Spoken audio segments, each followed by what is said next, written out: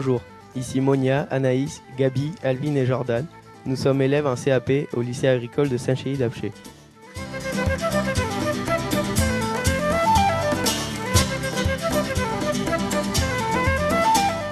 Bonjour chers auditeurs, vous êtes bien sur Radio Zema 96.2 et aujourd'hui nous avons comme invité sur nos ondes Monsieur Raoul qui nous vient du Malzieu pour nous parler des justes, de ces gens courageux et honnêtes qui ont risqué leur vie pour sauver celle des autres sous l'occupation allemande.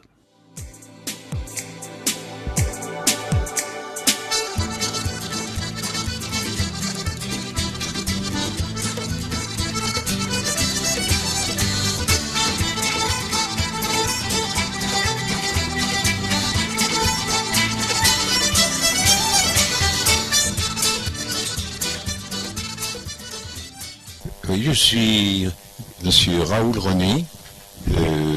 Je suis encore commerçant malgré mon âge. Et j'ai fait une carrière de représentant. Et donc, j'ai été amené, pendant la guerre, à prendre des responsabilités. J'étais responsable du mouvement Les Compagnons de France, qui avait été créé en 41, je pense, ou fin 40, par le maréchal. C'était un mouvement où le patriotisme était au premier rang, bien sûr, et c'était sur les mêmes principes que les mouvements scouts, sauf que c'était neutre.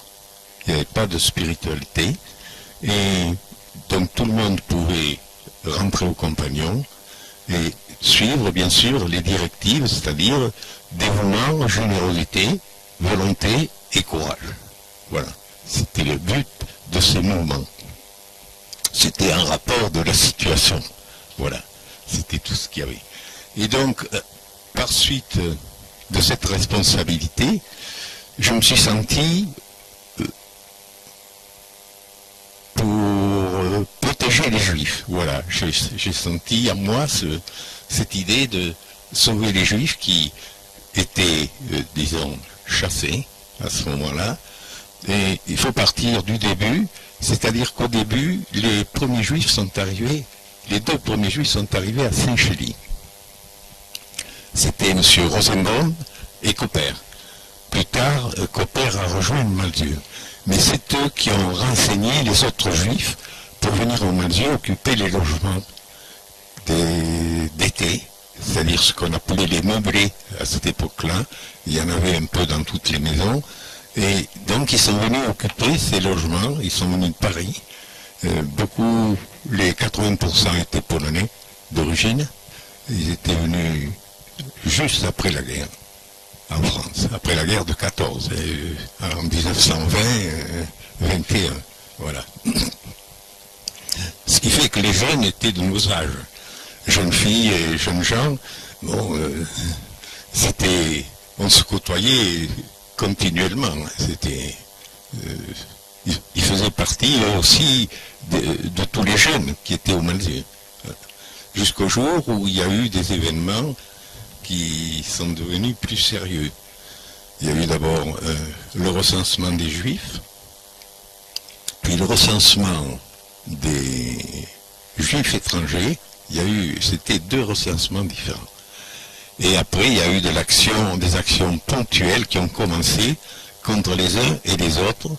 Et c'est là où j'ai commencé avec d'autres personnes, j'étais pas seul. Je signale les personnes qui ont été dans l'action à ce moment-là pour que on ne se fasse pas d'illusions là-dessus, c'était pas tout le monde. Il y avait le curé doyen du Malzieu, M. Béron, qui a hébergé les femmes et les filles au moment les plus durs entre la voûte de l'église et la toiture. Il y en avait quelques-unes vers le clocher. C'était elle qui était allée demander au curé Béraud de les mettre à l'abri. Et il avait pris chez lui celui qui faisait fonction de rabbin. Je pense qu'il n'était pas rabbin, mais il faisait fonction. Il a été hébergé chez lui. Il y a eu Castan aussi, M. Castan, qui était frère des écoles chrétiennes, qui avait pris 2 garçons pendant longtemps, à l'école. Il y avait Madame Astruc qui était commerçante sur le Foirail aussi. Et puis une dame à qui je m'étais un peu imposé, Madame Angelvin du Villard, un petit hameau qui est à 3 km du Malzieu. Et c'est là où se sont réfugiés le plus grand nombre de Juifs. Après, les autres étaient à la Chazette, qui aujourd'hui est au-dessus du terrain de sport. On y va facilement, mais à l'époque, il n'y avait pas de pont. Donc, il fallait passer par le pont qui est sur la Truyère quand vous venez de Saint-Chély. Voilà. D'accord. Et où avez-vous grandi? Ah ben, j'ai grandi au Malzieu. D'accord. Je suis d'une famille malzévienne. Quel emploi avez-vous? Eh bien, au début, j'ai travaillé avec mon père, qui avait le commerce, et après, j'ai fait représentant. Que faisiez-vous dans votre jeunesse pour vous occuper? Ben, je faisais du sport. Bon, le sport préféré, c'était le foot, où j'étais capitaine de l'équipe, et le vélo. Pouvez-vous nous décrire la situation du Malzieu pendant la guerre? Eh bien, pendant la guerre, bon, il y avait beaucoup de prisonniers. C'était une époque comme dans toutes les localités de France. Et les hommes avaient été mobilisés, et de la façon que s'étaient passés les combats de guerre, il y avait eu beaucoup de prisonniers. Moi, j'avais un frère qui était officier dans l'armée, mais qui a passé toute sa captivité en Allemagne. Comment se passait l'entente entre les habitants du Malzieu et les Juifs? Très bien, quoi. Au début, bon, ils sont arrivés comme tout le monde. Nous, on était habitués à avoir du monde tout le temps. C'était un pays touristique, donc pas de problème. C'est qu'après, quand ils ont commencé à être chassés, qu'on a compris que c'était des Juifs. Voilà. Mais ils ont été très bien accueillis au Malzieu. Le Malzieu est une terre d'accueil. Il y avait eu, déjà après la révolution d'Espagne, on avait eu des républicains au Malzieu, pas nombreux, mais il y en avait bien 5 ou 6 qui étaient venus. Et puis après,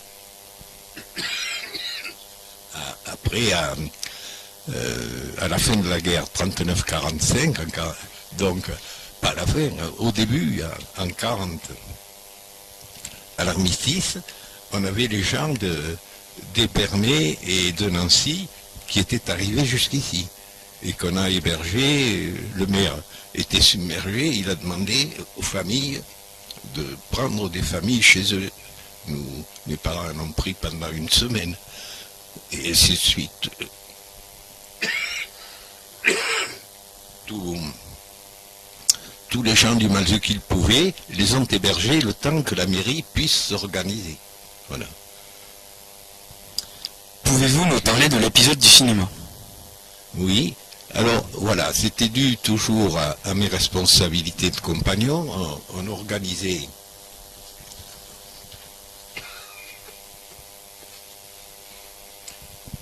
on avait pris comme but, on en avait plusieurs, mais en fait celui-là était tout à fait à part. C'était pour aider les familles qui avaient des prisonniers. Et alors nous avions pris comme but d'offrir un colis gratuit aux prisonniers de guerre du Malzieu tous les mois. Mais il fallait bien sûr gagner de l'argent pour pouvoir effectuer ce don.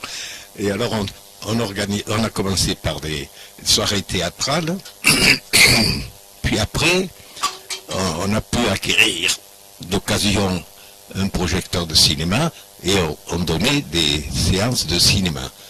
Et avec cet argent, on s'est mis à envoyer les colis aux prisonniers, et à la fin, on arrivait à en envoyer 2 par mois. Voilà. Donc, avec cette affaire-là, les Juifs, qui s'étaient bien intégrés au Malzieu, voulaient venir. Moi, je leur avais dit, venez pas, parce que c'était le moment où on les chassait des gens, et j'étais en souci, parce que je me trouvais responsable de leur vie.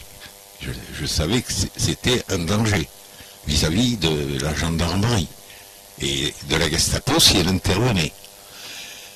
Alors, je me suis mis à examiner comment je pouvais assurer la sécurité. Et donc, c'était la salle de cinéma était une ancienne chapelle où la tribune avait été conservée. Donc je faisais passer les hommes à la tribune, les femmes et les filles juives au milieu de l'assemblée qui assistait à la soirée, mais il restait les tout jeunes juifs. Et les mères voulaient les amener, elles ne voulaient pas les laisser chez elles, ils pouvaient être pris pendant qu'ils étaient au cinéma. Et alors, j'ai trouvé la solution. On leur a donné, l'uniforme c'était une chemise bleu roi, bleu clair, c'était bleu roi quoi. Et on avait une cravate pratiquement blanche, gris, mais vu à 2 mètres, c'était blanc. Ouais. Alors les mères qui étaient à droite pour faire de la couture, les mères juives, ont transformé à leur dimension, parce que c'était des dimensions de 12 et 15 ans, vous comprenez, qu'on recevait nous. Et il fallait les amener à des niveaux de 6 ans, 7 ans, 8 ans, 10 ans. Donc elles les ont habillées comme ça, et quand elles arrivaient en soirée de spectacle, elles venaient vers moi, elles disaient, Monsieur Raoul, on vient vous confier nos garçons. Alors, je les amenais, je les installais à la porte issue de secours, avec protection de compagnons qui avaient mission, s'il y avait danger, de partir avec eux, et si c'était dangereux dehors, alors de me les conduire dans les coulisses, ce qui est arrivé une fois. Et j'ai eu beaucoup de difficultés cette fois-là parce que j'allais rentrer en scène. Et on me disait, il faut partir, parce qu'on leur enseignait ça. Et moi je leur disais, il faut rester. Alors c'était, pour des jeunes de cet âge-là, dire le contraire de ce qu'on leur avait dit, c'était difficile. Mais enfin, quand ça a été le moment d'entrer en scène, c'était réglé. Ils s'étaient assagis, ils avaient peur. Il faut dire ce qui est. Voilà. Alors, après, il y avait quand même, pour la sécurité, il y avait l'entrée. Alors je mettais 2 compagnons à l'entrée, qui étaient plus âgés que nous d'ailleurs, donc ça faisait plus sérieux. Et pour, disons, qu'ils tiennent bien l'œil à tous les gens qui rentraient, ils connaissaient tous les gens du pays, et s'il y avait quelque chose d'anormal, de donner un coup de sifflet. Alors, c'est ce qui s'est produit quand il y a eu les intrusions de la gendarmerie, d'abord, il y en a eu 3, et il y en a eu une de la Gestapo. Alors, il laissait rentrer, et il donnait un coup de sifflet. Alors, il y avait, la salle était bondée, les gens venaient pour cette œuvre de bienfaisance, alors beaucoup d'hommes étaient debout jusqu'à la porte de sortie. Alors, là, il y avait des compagnons. Qu'est-ce qu'ils faisaient? Ils les laissaient rentrer, mais ils bloquaient la sortie. Vous comprenez? Personne ne pouvait ressortir. Pas plus des gendarmes que les autres. Hein. Et alors, une fois engagé, c'était donc le coup de sifflet, et celui qui était à la cabine de projection coupait le courant. Donc, les juifs qui étaient à la tribune étaient au courant, et ils partaient, ils descendaient les escaliers et ils partaient. Et ça devait durer peut-être, je ne sais pas, 3-4 minutes, le temps qu'ils puissent se fuir, et après il y avait l'éclairage de nouveau. Voilà. Alors, il y a eu la 3e fois, la population qui assistait à ces soirées s'est rendu compte du combat qui s'est mené. Et quand l'éclairage est revenu, tous se sont mis debout de leur siège, se sont levés de leur siège, se sont mis debout, et les policiers qui s'étaient avancés dans les travées ont été bloqués. Ils ne pouvaient plus bouger. Et quand la foule les a laissés sortir, à la porte, c'est pareil, ils ont été retenus un certain instant et ils sont partis.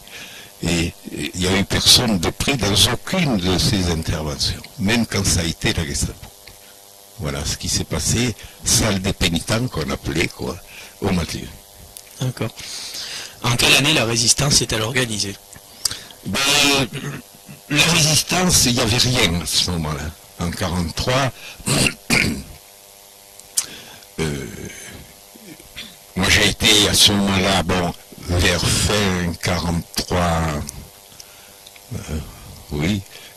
j'ai été obligé de partir, parce que j'étais chassé, j'avais refusé de partir en STO, et il y a eu un gars à Florac comme ça, j'ai vu dans les archives, lui il n'a eu alors qu'on appelle ça, ça porte un nom, quoi. Un titre d'arrestation, vous voyez. Mais moi j'ai trouvé dans les archives, j'en ai eu 3, et le préfet même m'a fait rechercher dans tout le département de l'Ardèche. Mais il n'y avait rien du tout, j'ai été obligé de partir, il n'y avait rien d'organisé, c'était trop tôt.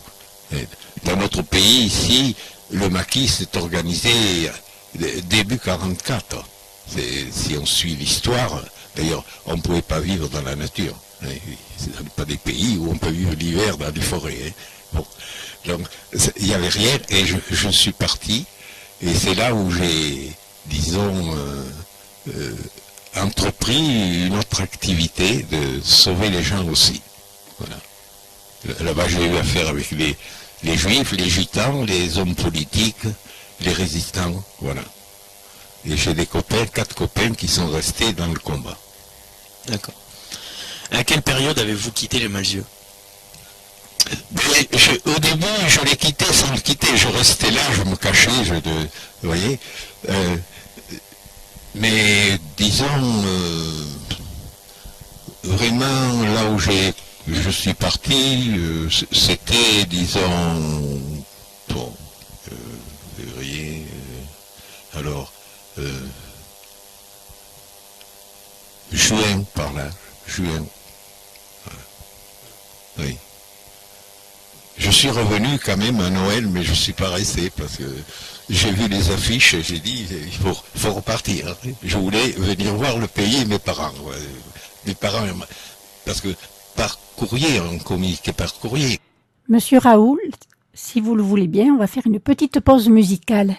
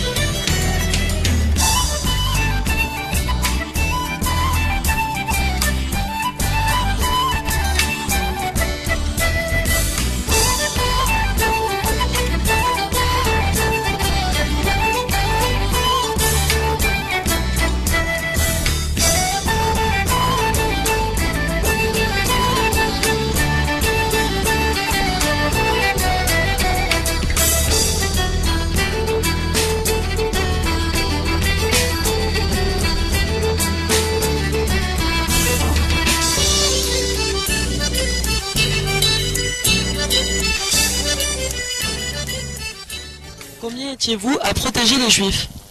Eh bien, protéger les Juifs, à ce moment-là, nous étions donc le curé Béraud, le frère Castan, Madame Astruc qui était commerçante place du Foirail, et donc Madame Angelvin qui a fait beaucoup, mais je la connaissais.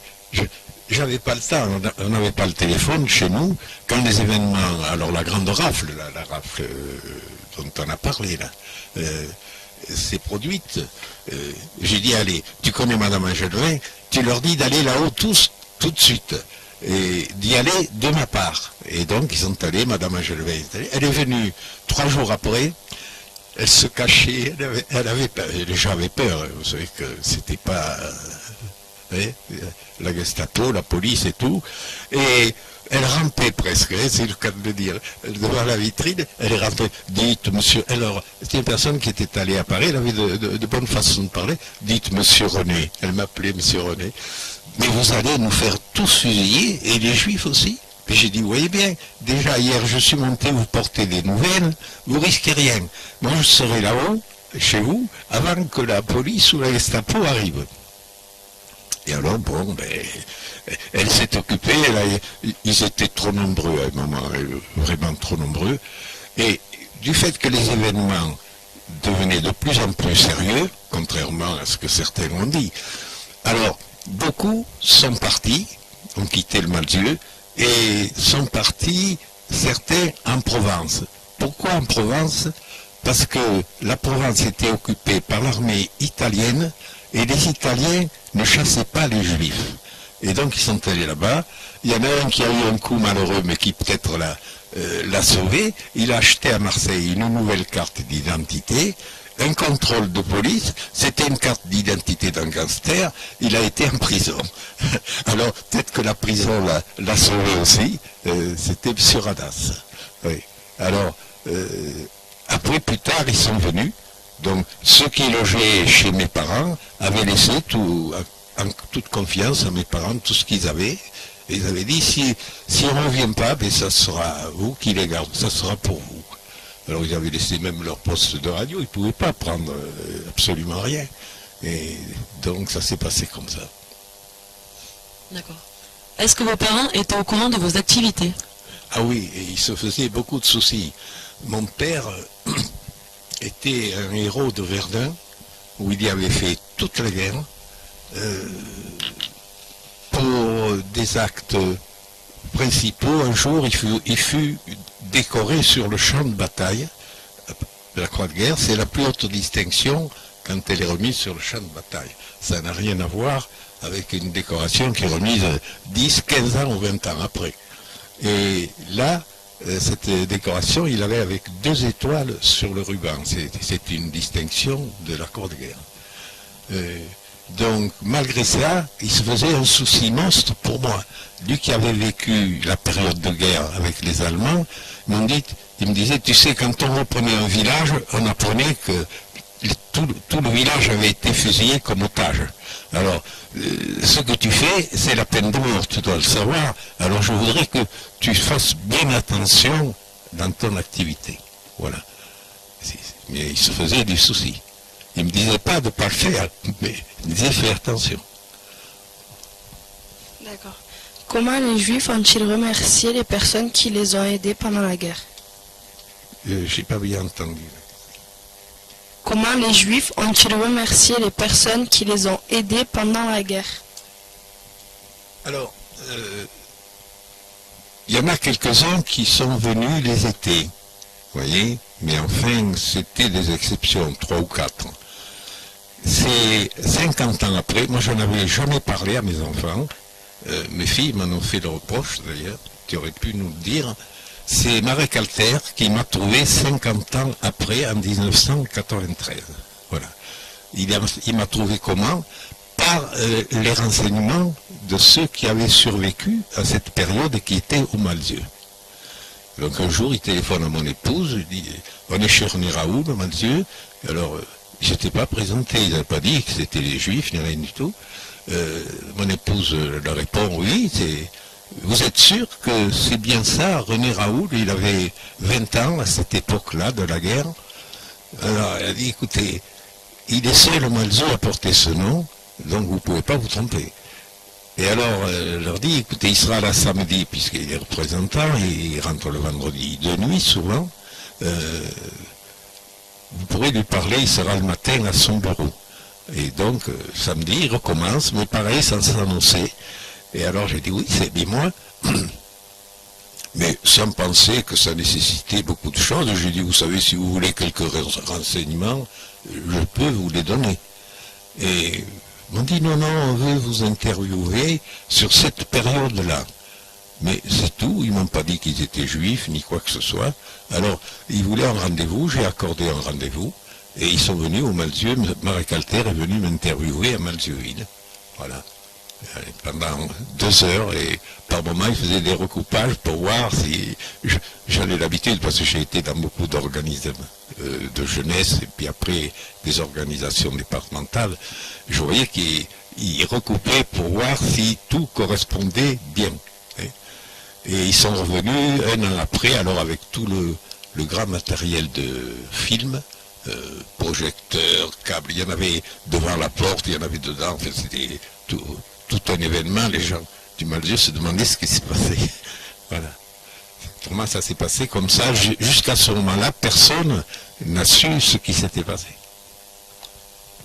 D'accord. Et vous, comment vous ont-ils remercié? Eh bien, je vais vous dire, j'ai dit, parce que Marie Calter m'a posé beaucoup de questions, et alors il m'a dit, et vous attendez quelque chose de ces événements? J'ai dit rien du tout. Je fais mon devoir et je refuse toute reconnaissance. C'est ce qu'il a consigné dans ses écritures après ces événements. Voilà. Je n'ai pas voulu qu'il soit obligé de me reconnaître une reconnaissance pour avoir fait mon devoir. C'est une façon de voir la vie. D'accord. Pensez-vous que la jeunesse actuelle serait capable de refaire ce que vous faisiez dans les années 40? Oui, bien sûr, il n'y a pas de raison. Vous savez, c'est tout cela, c'est, disons, l'aboutissement de toute une éducation. J'ai eu une très bonne éducation dans ma famille, l'exemple de mes parents. Puis après, j'ai eu une bonne formation quand j'étudiais, où on avait un professeur qui, tous les matins, on rentrait à 8 heures, c'était des horaires, vous savez, on se levait à 6h moins 10 et à 6h on était à l'étude. Hein. Aujourd'hui, on ne peut pas faire ça. Et, donc, là, tous les jours, de 8h à 8h15, il nous faisait un quart d'heure de morale. Voilà. Et comme il disait souvent, dans la vie, il faudra vous faire violence plus d'une fois. Il revenait souvent sur ce terme. Hein, oui. Et tout ça, ça marque une personne. Donc il n'y a pas de raison que si ça se produisait, ben, vous ne soyez pas apte à faire pareil. Il faut un peu de courage, mais quand on est formé comme ça, on ne pense pas au danger. On pense à ce qu'on sauve. C'est ce que j'avais dit à Marie Calter. Voilà. Avez-vous encore des contacts avec les Juifs que vous avez protégés et les personnes qui vous ont aidés? Oui, encore, et j'ai eu cet automne, là au mois de, je pense que c'était en septembre, ou fin août plutôt. J'étais au commerce, j'avais des clients là, et puis il est rentré un couple avec un homme qui me regardait avec un sourire vraiment spécial. Alors je ne savais pas qui c'était. Quand ça a été fini, les clients sont sortis, et lui est venu vers moi, et il me dit, vous êtes monsieur Raoul? J'ai dit oui.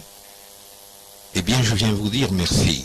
J'ai dit, mais, comme je vous disais, j'ai été dans tous les organismes du département, dans toutes les associations principales, je ne savais pas ce qu'il voulait. Alors, il dit, mais vous voulez me dire merci, pourquoi? Eh bien, je vais vous dire. J'avais 5 ans pendant la guerre au Malzieu. Vous ne m'avez pas connu, je ne vous ai pas connu.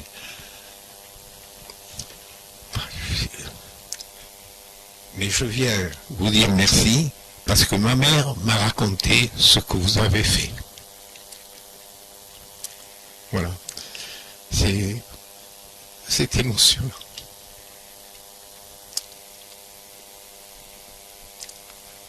Et alors il m'a embrassé et il est parti.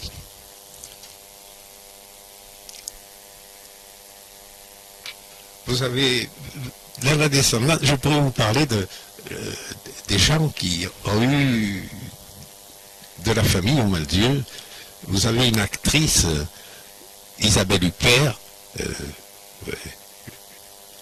elle est née au Malzieu, en 45 jours. Sa mère faisait partie de copines, quoi. On était voisins. La famille s'appelait Andesman. Et vous avez aussi l'homme politique actuel, Moscovici, qu'il a écrit dans le point après les élections, là, ce printemps. Je ne sais pas la date c'était, où il raconte sa vie et où il met « Ma mère a été sauvée par les justes du Malzieu ». C'est des personnalités qui existent aujourd'hui, qui n'auraient pas existé certainement. Voilà. Il y aurait peut-être bien d'autres choses à dire, mais si vous avez des questions, à poser. On voulait vous remercier pour cette interview. C'est, comment dire ça, très gentil à vous d'être venu. De la part des Cappa2 du Lectat de Sivergol, nous vous remercions. Bien, j'ai été bien content de vous rencontrer et de pouvoir vous dire la vérité sur l'histoire. Parce qu'elle est souvent controversée, il y a beaucoup de choses qui se disent. Certains auraient sauvé les Juifs et même auraient été résistants en 1938 si on les écoute. Bon, alors, il faut dire la vérité. La vérité est là. Et je suis un témoin qui a vécu toute cette situation de STO et de protection des Juifs. Voilà.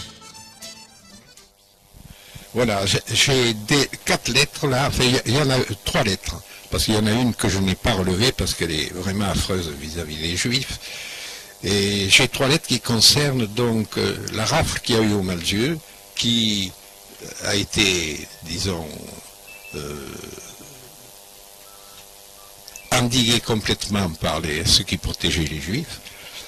Ce qui n'a pas été, j'ai appris ça par la presse ce printemps, je n'étais pas au courant, la rafle de Chanak qui a eu lieu en 1942, où les 38 Juifs furent pris, les 38 Juifs qui avaient été rassemblés à Chanak, furent pris, déportés, et il n'en est revenu que 5.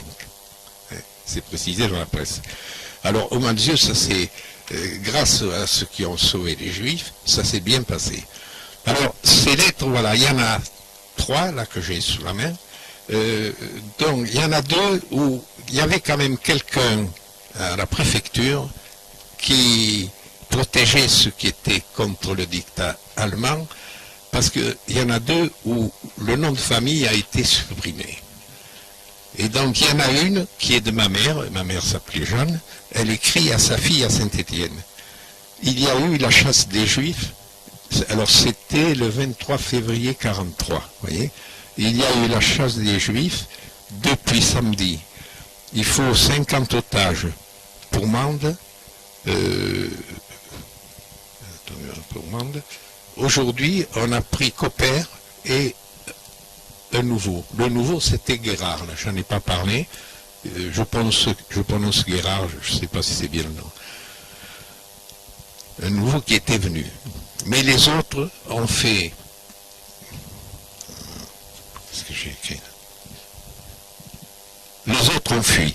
Quand il y a plusieurs ouvertures dans une maison,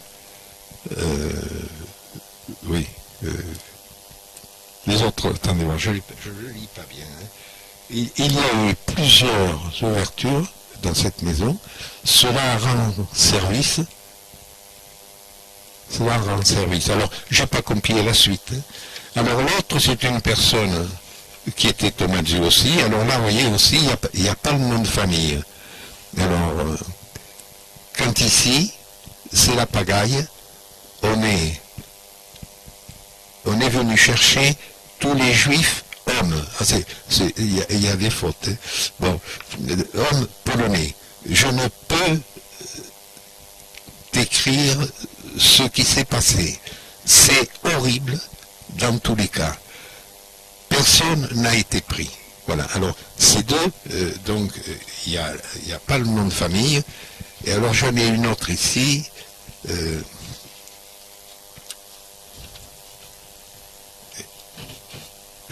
Disons, elle est pas contre les Juifs, quoi.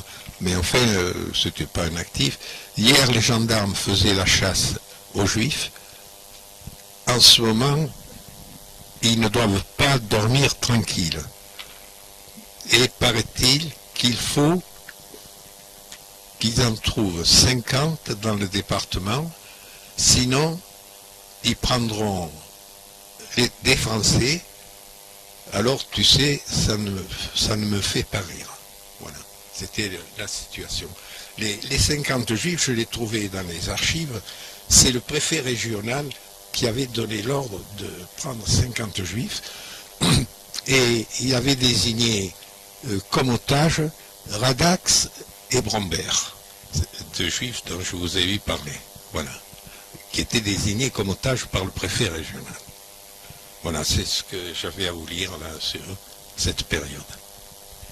D'accord. Et comment vous dire ça? Toutes ces lettres, dans ces lettres, avez-vous eu des mots durs et des choses qui sont dures à dire ou à... Des mots durs à quel moment? Dans certaines lettres que vous recevez, des mots qui sont assez durs à écrire. Non, j'ai pas eu de réponse là-dessus, quoi, vous voyez. Ça, je l'ai trouvé aux archives, quoi, vous voyez ce que je vous dis. Alors, on n'a pas le droit de photocopier, il faut le copier soi-même. C'est une réglementation. Alors, est-ce que c'est permis de le voir aujourd'hui? Je vous le dis comme ça, parce que quand j'ai voulu voir les archives, j'ai été obligé, alors j'étais amende, et la responsable me dit, mais vous savez monsieur, vous n'avez pas le droit de les voir. Alors je lui ai dit, mais voilà, je fais partie des justes, j'ai sauvé les juifs, et j'aimerais quand même avoir des renseignements. Alors il m'a dit, dans ce cas, vous l'aurez, mais il faut passer par le gouvernement, et le gouvernement vous donnera l'autorisation. Et c'est comme ça que j'ai pu avoir l'autorisation de consulter les archives départementales. Mais peut-être qu'aujourd'hui c'est libre, je ne sais pas. Le Malzieu aujourd'hui, quelle reconnaissance pour les actes accomplis? Au Malzieu? Oui. Du tout. Il y a eu la reconnaissance des Juifs qui est venue alors, pas pour les justes, elle est venue, cette reconnaissance, pour toute la population qui avait accueilli les Juifs. Alors, c'est un remerciement, comme quoi ils avaient été bien accueillis au Malzieu, et j'ai pas amené la donc ils ont mis une plaque à la mairie pour cette reconnaissance. Et j'avais fait un discours, je voulais vous l'amener, puis je ne l'ai pas amené. Voilà. Je l'ai oublié. Tant pis, ça sera pour une prochaine fois au pire. Oui. Et merci pour votre interview. C'est avec plaisir que je l'ai fait, pour que vous soyez au courant de tout ce qui s'est passé. Merci encore.